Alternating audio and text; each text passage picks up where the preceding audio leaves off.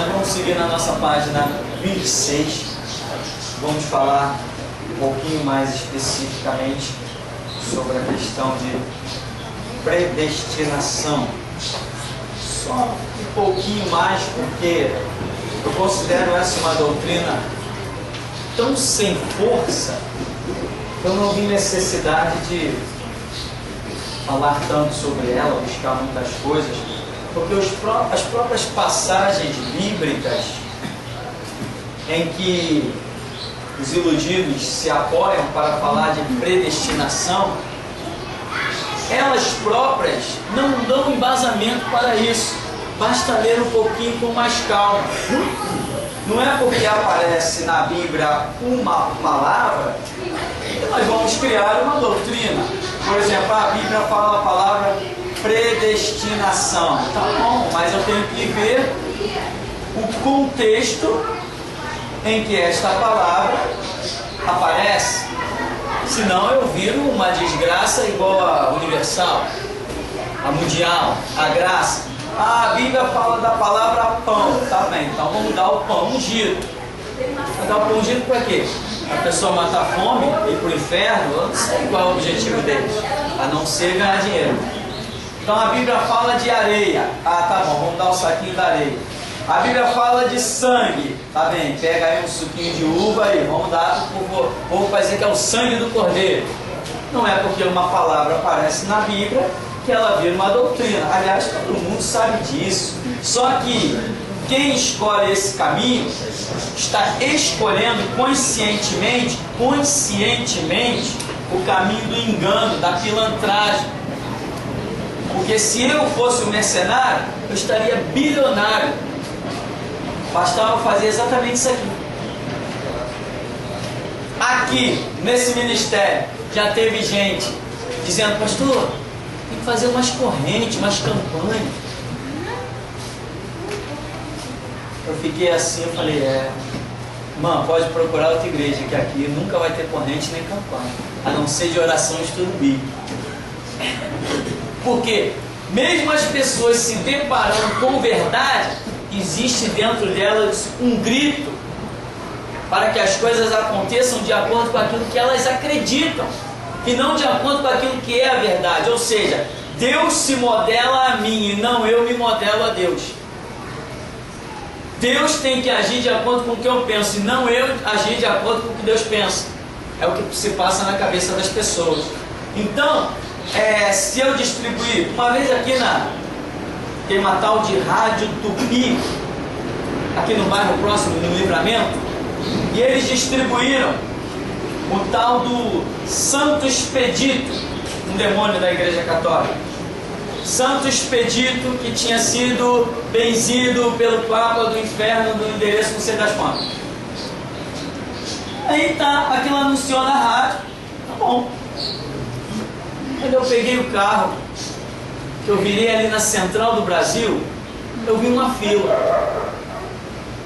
Na Central do Brasil, eu vi uma fila. Eu falei: que fila é essa? Quando eu fui andando, a fila entrava por dentro do túnel. Atravessou o túnel todinho. Virava a Rua do Livramento. Eu falei: que fila é essa? Eu cheguei em casa intrigado com aquela fila ali, que eu matei a charada.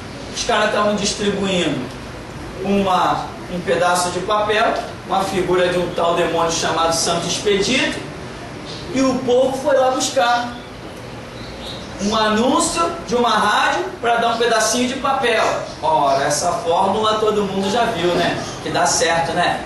A Universal pegou ela. A Igreja Católica na Idade Média usava o mesmo esquema e arrebanhou multidões. A Igreja da Graça usa o mesmo esquema. A Igreja Mundial usa o mesmo esquema. Então, Valdomiro, R.R. Soares, Edir Macedo, tudo servo de Satanás. Não entro num céu que eles estiverem. Na verdade, o céu que eles pisaram não é céu, é inferno. Não tenho parte com eles, são enganadores. A igreja cresceu. Não, cresceu, mas não a igreja. O reino do diabo cresceu, como é predito para os últimos dias. Que as trevas seriam muito intensas. Então, essa é uma doutrina que dá certo. Ó, irmão, está aqui na Bíblia, tá vendo? E Jesus disse: vós sois o sal da terra. Então essa semana você vai levar o sal ungido para sua casa, vai temperar o seu feijão, bota no canto da sala. Aonde você botar esse sal, eu aposto, eu não estou falando que talvez não, eu afirmo que a sua vida vai mudar. Eu, opa, legal. Também conheço a fórmula, meu irmão. Eu não nasci na verdade, eu nasci na mentira, eu nasci no engano.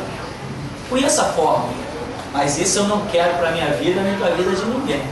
A mim não me interessa. Se eu quisesse ficar rico, sem herdar o reino de Deus, eu já estaria muito tempo, com 10 anos de ministério, eu não teria chegado só ao Japão, Alemanha, não, já teria dominado o mundo. Conheço a fórmula e conheço muito melhor do que eles. Agora, isto é mentira.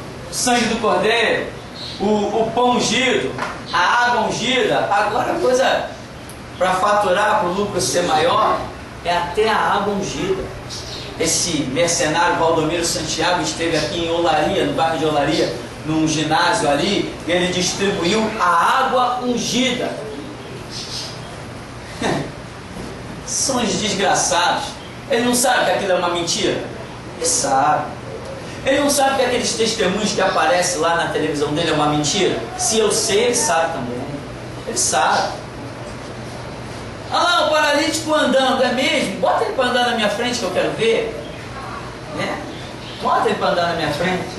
Eu fui curada, foi mesmo? Deixa eu entrevistar para ver se foi. Mas o povo, né? Ah, aconteceu com ele? Vai acontecer comigo, é loteria, né? Se aconteceu com ele, vai acontecer comigo. Aí dá a sua geladeira, dá a sua televisão, dá o seu carro, vende a casa. É dando que se recebe, irmão. É. Isso aí. Então, meu irmão, não é porque uma palavra aparece na Bíblia que ela vai virar uma doutrina. Jesus não disse sal. Jesus disse essa palavra, sal. A palavra ele disse. Mas o significado sal, ele não disse. Porque quando ele diz assim, vós sois o sal da terra, opa, ele diz que eu, ser humano, sou o sal da terra. Então ele não está falando de sal. Ele está se comparando o sal a mim, ou melhor, me comparando ao sal. Então ele não está falando de sal. Ele está falando esses termos dentro de um contexto, e nós sabemos que a Bíblia é um livro espiritual, então ele está querendo me dizer alguma coisa espiritual, me comparando ao sal. Não tem nada a ver com sal. Vós sois a luz do mundo. Eu nunca vi eles distribuírem luz, né? Deve ser porque é difícil, né? Botar uma luz dentro de uma caixinha, né? Lâmpada é lâmpada, luz é luz. Então, vós sois a luz do mundo. Opa, eu sou luz? Não, eu não sou luz. Se eu botar o dedo na tomada, não acende nem o nariz. Então, eu não sou luz. O que Jesus está querendo dizer com isso? Que tipo de luz é essa que ele está me comparando? Vós sois a cidade edificada sobre o monte. Eu, uma cidade? Eu, uma cidade? Não, tem coisa errada aí. Ou seja, Jesus está falando em termos, dentro de um contexto, que eu preciso fazer o que ele disse. O que ele disse? Examinai. Nós temos que examinar para compreender. Não esqueça que examinar é termo científico, né? Examinar é termo científico. Já viu alguém decifrar o DNA de uma célula? É uma loucura, meu irmão.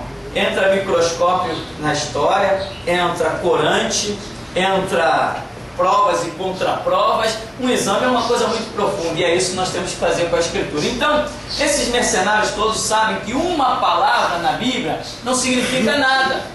Agora, um texto dentro do seu contexto, isso sim significa muita coisa. Então, não é porque a palavra predestinação apareceu na Escritura que a Bíblia esteja falando de predestinação. Não é porque a palavra, sei lá, terra, sal, luz, isso não traduz uma doutrina. Então aqui diz, na página 26, predestinação A predestinação significa decidir de antemão e se aplica aos propósitos de Deus inclusos na eleição. A eleição é a escolha feita por Deus em Cristo de um povo para si, a igreja verdadeira. A predestinação abrange o que acontecerá ao povo de Deus, todos os crentes genuínos em Cristo. Então ele falou o quê? O que é a eleição? Aqui nós temos um barco. Vou aproveitar aqui de barquinho, sou bom, né? Uma fumacinha. Aqui nós temos um barco com as suas janelinhas. Como se chama esse barco? Jesus. Esse barco se chama Jesus. Então eu sou um eleito. Como? Eu aceito a doutrina da cruz de Cristo, eu aceito o Evangelho. O que Jesus faz? Me joga dentro dele, no barco. Então eu estou eleito em Cristo Jesus. Qual o destino desse barco? É o céu, é o reino de Deus. Isto é a eleição é em Cristo Jesus. A predestinação é o céu. Se eu estou no barco, o meu caminho é o céu. Mas se eu estou fora do barco, eu vou para qualquer caminho, menos para o céu. Porque o que me leva para o céu é o barco. Então eu sou eleito em Cristo para ser predestinado ao céu. Amém? Sou eleito em Cristo, se aceito a doutrina do Evangelho, sou eleito, Deus me elege em Cristo Jesus para me predestinar ao céu. Então, eu sou predestinado ao céu se eu estiver eleito em Cristo. Se eu estiver fora de Cristo, fora do barco, o barco vai seguir o caminho para o céu, mas eu não vou estar nele. É isto que a visão bíblica nos permite compreender. Tem outro detalhe, vou repetir isso, já falei isso aqui hoje. Isso não é uma questão, meu irmão, veja bem, uma doutrina errada é chamada de heresia. Heresia. Heresia, ela é uma mentira. Nós somos defensores do Evangelho, somos defensores da verdade. Então não tem esse papo, não, a tua igreja pensa de um jeito e aquela ali pensa de outro. Não aceito, não admito e acabou a história. Não aceito, não admito e acabou a história. Tem que pensar da maneira certa. Não tem esse papo, não, mas cada um pensa de um jeito. Para o inferno tem que todo mundo pensar igual, porque o Espírito é um só. Ah, mas você acha que está certo? Vamos para a Escritura. Agora o camarada não quer ir para a Escritura, ele não quer orar, ele só quer saber de ir na igreja e arrecadar dízimo e oferta. A vida dele é dentro da salinha contabilizando dinheiro, examinando conta bancária, é um mercenário, é um desgraçado. E vai dizer que cada um pensa de um jeito? Vai ter uma vida cristã que vai pensar de acordo com a verdade. Agora, não ora. Não, a minha igreja já tem o seu ritmo. Mas teve pastores que me ligaram. Vários pastores de Assembleia de Deus me telefonaram. Eu estou ouvindo aqui, telefonando do celular. Estou ouvindo a sua rádio aqui, já ouço há algum tempo. Estou aqui na garagem do prédio onde eu trabalho, não sei o quê. Já tem meses que eu ouço. Você fala a verdade mesmo, é isso mesmo. E eu sou pastor da igreja não sei das quantas, não sei de onde mais. Mas eu não tenho coragem de implantar isso lá na minha igreja. Essa visão. Que eu sei que muita gente vai embora. Então ele é um mercenário. Muita gente ir embora significa perder muito dízimo e oferta. Ele é um mercenário, ele é um ladrão, ele não importa. Eu não estou preocupado se eu vou ficar sozinho. Porque uma coisa eu não posso perder, a verdade. Então não importa quem vai embora. Quem deixou de ir. Eu não chamei ninguém. Quem aí eu bati na porta? Bati na tua porta? Chamei lá na tua casa? O que tu está fazendo aqui? Quem te chamou? Então, não fui eu não fui lá. Então teu compromisso é com ele. Se ele disser para ficar aí, tu fica. Se ele disser para ir embora, tu vai. Amém? É assim que tem que ser. Agora eu não posso abrir mão da verdade. Então, eu tenho que buscar essa verdade. Jesus diz, buscar-me-eis e me achareis, clama a mim e respondereis. Mas eu não quero levar uma vida cristã. Eu quero levar uma vida de igreja e não uma vida cristã. Eu não tenho compromisso na oração, eu não tenho compromisso no estudo bíblico, eu sou um crente fracassado. eu penso que sou crente. Aí quando chega a hora da verdade, não, na minha igreja a gente pensa assim, porque é hipócrita, não estuda, não ora, não busca, senão não pensaria assim.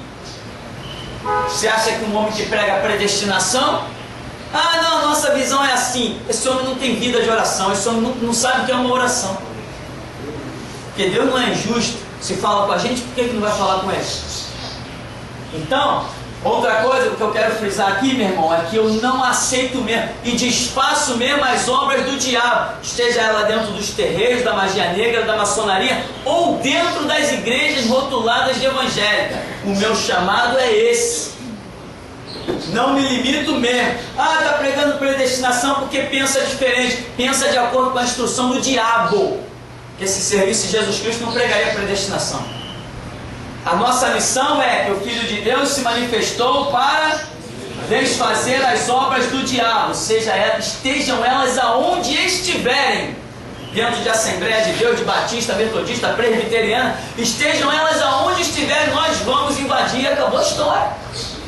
Hoje a minha esposa teve um sonho, que Deus já falou comigo, já me deu uma direção. Nós vamos estar distribuindo DVDs na porta de um seminário batista. Não interessa, já mostrou gente empurrando, gente querendo brigar, gente, não interessa, nós vamos lá. É lá, a direção é lá. A direção é lá e acabou a história. Ah, mas vai procurar confusão? Vou, porque Jesus mandou procurar, eu vou procurar. Acabou a história. Tem vidas lá dentro que precisam ser salvas. Eu não estou aqui para me curvar diante de liderança, nem para abraçar líder de igreja. Ah, é pastor, problema dele que seja pastor, que vá para o inferno ou para o céu, problema dele. Mas a minha parte eu vou fazer. Tem almas lá, tem ministérios lá sepultados, e Jesus quer despertar esses ministérios. E ele só tem eu e você para contar. Então, nós vamos lá. Já estamos preparando tudo.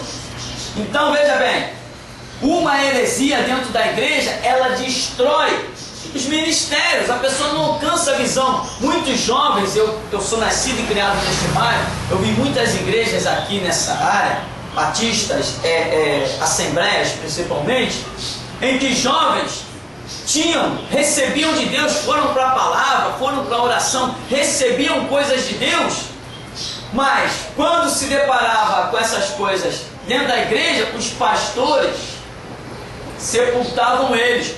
Não, irmão, nós somos assembleianos, nós não pensamos assim. E o jovem lá, sem ter para onde ir, sem ter para onde correr, né? Deixava o ministério dele sepultar. As Assembleias de Deus assassinaram milhares e milhares de ministérios nesse Rio de Janeiro, que poderiam ter deslanchado aí e alcançado muitas almas para o reino de Deus. Os batistas, então, nem se fala. Quando alguém num pouquinho mais de unção falava uma linguazinha estranha lá, o pastor de púlpito, meu irmão, não quer esse negócio aqui dentro não, meu irmão, eu vi. Esse negócio de avivamento aqui dentro não, avivamento eu só acredito lá na rua. Sei lá o que ele quis dizer com isso, mas eu ouvi, foram essas as palavras. Aqui não temos esse negócio de língua estranha não. Aí a pessoa se encolhia lá no cantinho, né? Fazer o quê? Mas hoje eu falo por eles, amém? Hoje eu falo por eles. Ou achavam os mercenários que o grito dos inocentes ia ficar sepultado a vida toda? Não, 15 de junho de 1966 nasceu eu para gritar por eles. E grito, invado. A polícia não me para. Os juízes não me param. Vai ser um pastorzinho palhaço que vai me parar? Vamos voltar a distribuir CDs e DVD na porta de igreja, na porta de seminário, e as mensagens já estão sendo reveladas, já tem algumas catalogadas, e nós vamos voltar lá. Ah, está pregando predestinação porque pensa diferente. Pensa diferente do Espírito Santo também, e pensa diferente porque serve o diabo. As assembleias pensam diferente porque não está servindo a Jesus Cristo. Quem serve Jesus Cristo só pode pensar de um jeito, é o prumo da palavra. Todo mundo tem que pensar igual, porque Cristo não está dividido. Agora, não oram, não estudam, não incentivam o povo a estudar. Quando montam um semináriozinho lá, vagabundo, como tem as Assembleias de Deus, R$ 250 por mês. Meu irmão, isso aqui é prestação de carro 0 km. Um Fiat, nós estamos em um Fiat 2008, está custando R$ 249 por mês de prestação. Um Fiat Palio, 4 portas, super equipado, direção hidráulica, vidro elétrico, tudo que tem direito, está custando R$ 249 por mês. Um Fiat. Seminário teológico custando isso? Vão tomar vergonha na cara. Hipócritas, mercenários, ladrões, esses que são. Um seminário teológico não pode ter esse valor, meu irmão. Eles não estão querendo que todo mundo estude. Você pode pagar isso? Então eles não querem que todo mundo estude. E onde está a palavra de Jesus? De graça recebeste, de graça dai. Essa vai para o lixo, porque para o bolso deles só pode ir grana. Eu não me curvo, não me rendo, e não me interessa. Se alguém vai dizer que eu faço guerra, ou que eu faço paz, ou que eu semeio bomba, não me interessa. Eu vou seguir a minha missão. Enquanto eu estiver de pé, eles vão ter que me aturar. Em breve a gente volta para a porta deles. Não gostou? 190, liga para o 190, manda tirar a gente de lá. Manda. Diz, olha, esse cara aqui já foi preso, estou querendo ser de novo. Não vou sair, meu amigo.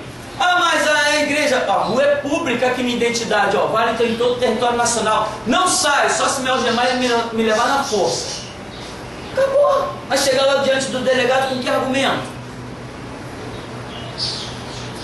Eu sou um cara terrível. Eu não era antes da prisão, mas agora eu sou. Então, predestinação é satânica, é maligna. Qualquer doutrina que não concorda com a Escritura, e para concordar, para saber o que é verdade, você tem que orar muito, tem que estudar, porque ninguém adquire conhecimento sem estudar. Você fez isso? Fez. O Espírito Santo revelou, falou com você, mostrou na Escritura, se manifestou. Não adianta dizer, eles pensam diferente. Está errado, vamos desfazer aquelas obras. Se está falando diferente do que o Espírito Santo fala, é do diabo e acabou a história. Então diz ainda, lá no item 2 da página 26, a predestinação, assim como a eleição, refere-se ao corpo coletivo de Cristo, a igreja verdadeira, né? A verdadeira igreja. Não confunda, meu irmão, rótulo. Não confunda rótulo. Existem as coisas verdadeiras e falsas. Existe um Deus verdadeiro e existem deuses falsos. Existe a doutrina verdadeira, existem doutrinas falsas. Existe a igreja verdadeira e existem igrejas falsas. Tudo neste mundo, até Deus, existe verdadeiro e falso. Existe crente verdadeiro, existe crente falso. Existe pastor verdadeiro, existe pastor falso. Tudo neste mundo que você imaginar existe verdadeiro e falso. Até o diabo. Até o diabo existe o diabo que é o verdadeiro, que é o diabo realmente, e tem outros que se passam por diabo sem ser. Até isso. Tudo neste mundo existe o verdadeiro e o falso. Então não se iluda com rótulo. Muitas vezes você está olhando para um lugar que está escrito lá, igreja não sei o que lá, o reino de Deus e a glória de Deus e nomes bíblicos, e aquilo é falso. Então, aqui está dizendo que refere-se ao corpo coletivo de Cristo, né? Essa predestinação se refere ao corpo coletivo de Cristo, ou seja, já é o corpo coletivo de Cristo, se já está em Cristo, já está predestinado, como falamos, ao céu. Então refere-se a isso e abrange indivíduos somente quando inclusos mediante a fé viva em Jesus Cristo. Fé viva em Jesus Cristo, né? Resumo aí, você vai ver, eu usei esse barquinho aqui justamente por causa dessa história. No tocante à eleição e predestinação, podemos aplicar a analogia de um grande navio viajando para o céu.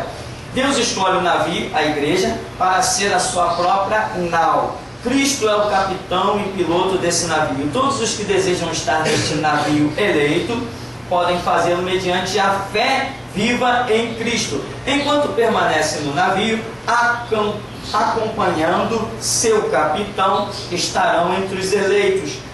Caso alguém abandone o navio e o seu capitão, deixará de ser um dos eleitos. A predestinação concerne ao destino do navio e ao que Deus preparou para quem nele permanece. Deus convida a todos a entrar a bordo do navio eleito mediante Jesus Cristo. Amém? Então, esta é a doutrina. Agora, tem um monte de textos. Nós já vimos, por exemplo, ali, Efésios capítulo 1, é o texto que mais se usam para embasar a doutrina da predestinação, mas também é o texto que eu mesmo mais uso para demonstrar que a predestinação é uma mentira, né? Então a Bíblia vai falar eleitos segundo a presciência de Deus. Não tem nada a ver com predestinação.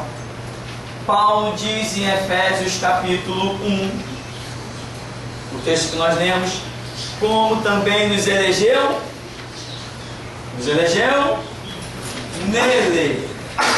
nele, e esse nele aqui é Cristo. Nos elegeu nele, antes da fundação do mundo, para que fôssemos santos e irrepreensíveis diante dele, em amor, e nos predestinou para filhos de adoção por meio dele. Predestinou por meio dele, não somente predestinou por meio dele, para si mesmo, segundo o beneplácito da sua vontade. Perguntas? Respostas?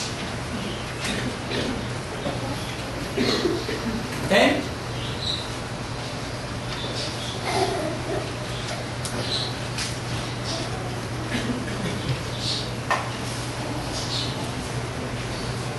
Pastor, explica só um pouquinho desse descansar de Cristo ao sábado.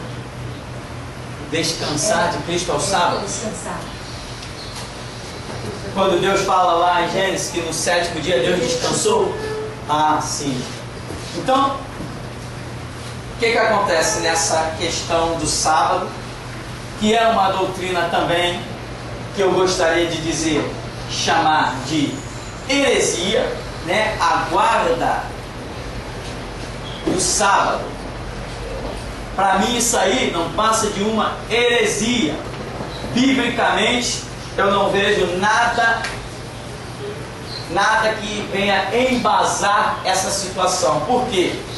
Nós somos discípulos de Moisés? Não, somos discípulos de Jesus. A Bíblia diz que Moisés é maior que Jesus?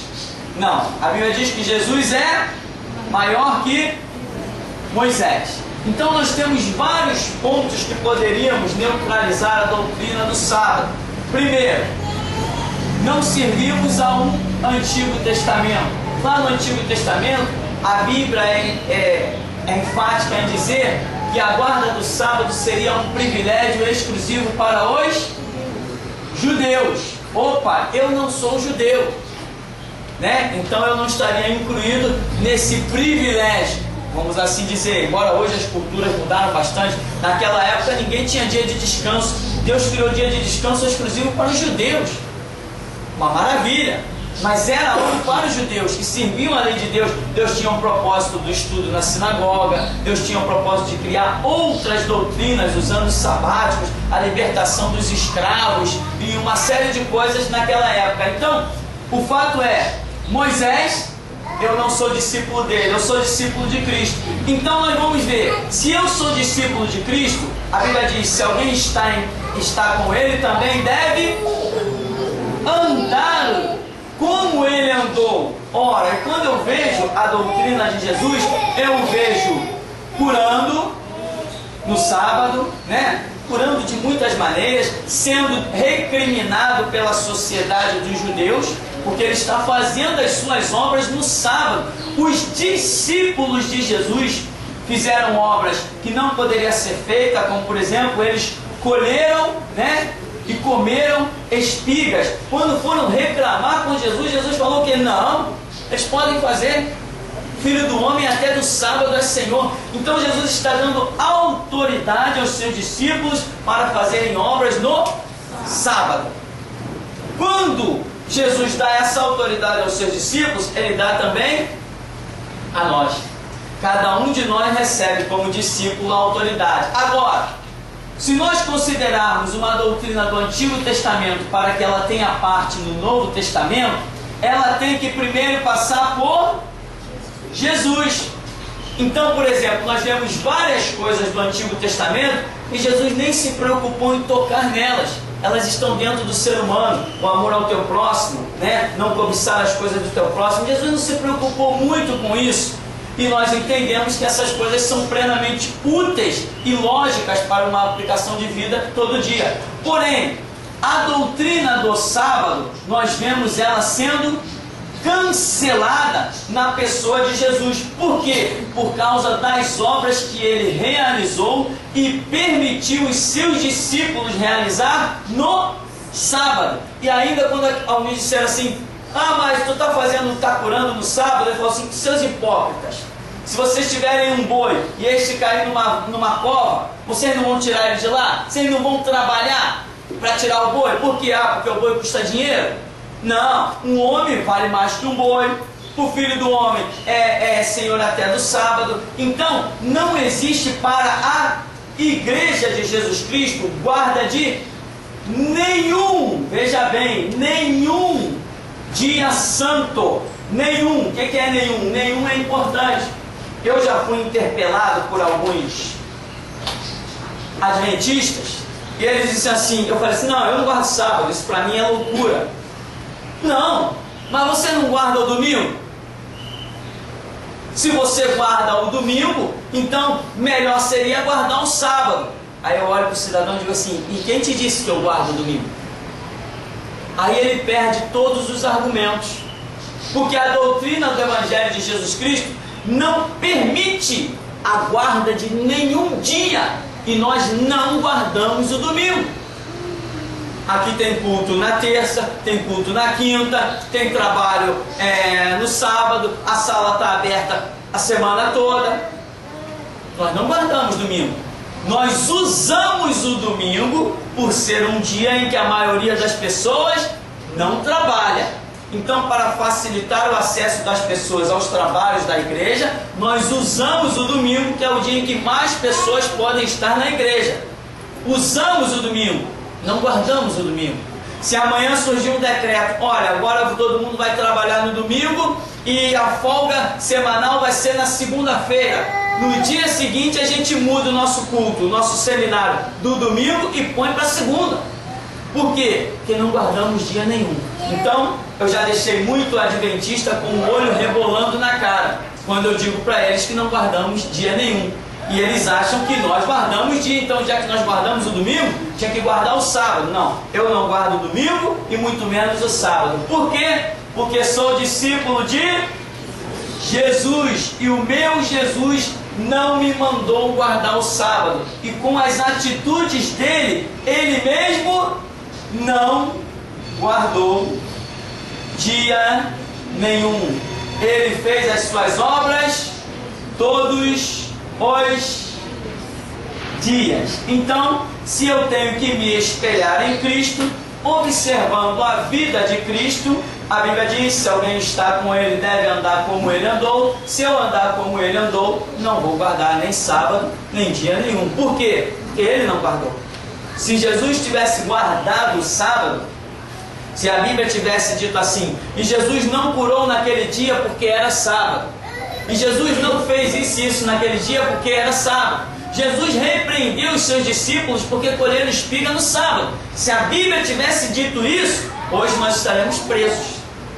Hoje nós também teríamos que guardar o sábado, por entender que Jesus guardou o sábado. Mas Jesus fez justamente o contrário. Então, se ele não guardou, vamos bater uma bola no céu. Amém? Ficamos por aqui? Vamos agradecer a Deus então.